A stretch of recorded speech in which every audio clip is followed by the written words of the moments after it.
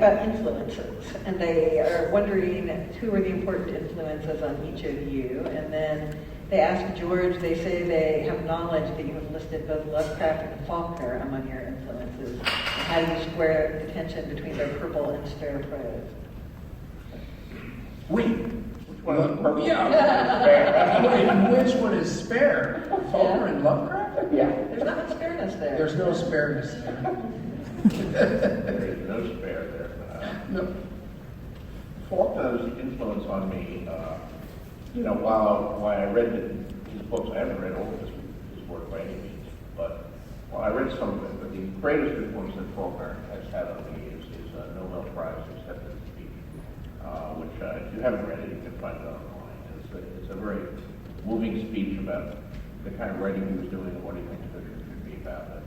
In particular, he said the only thing worth writing about is the human heart in conflict with itself.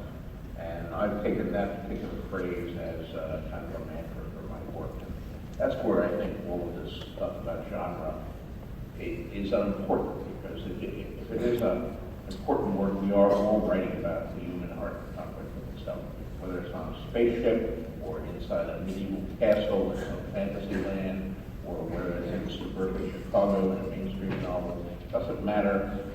We're telling stories about the human heart in conflict with itself. I think Faulkner nails it there. And that's the influence. Lovecraft, I think was the greatest horror writer who ever lived. He's certainly one of the big three. He's right up there with Stephen King and Edgar Allan Poe. There are many other good horror writers, but he approaches those three. And he just scared the bejesus out of me when I encountered his work at the age of 13 or so. And I still do occasionally when I reach for a scary effect in a book or a story, I reach for Lovecraftian effects. He's a writer I've sometimes tried to echo or write like. I don't think I can. I'm not, I don't have deep level of insanity, I think, that drove some of his best work.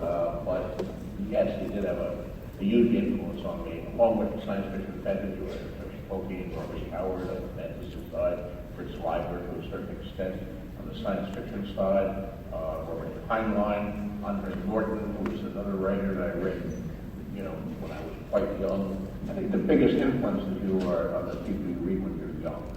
I mean, I'm 68 years old now.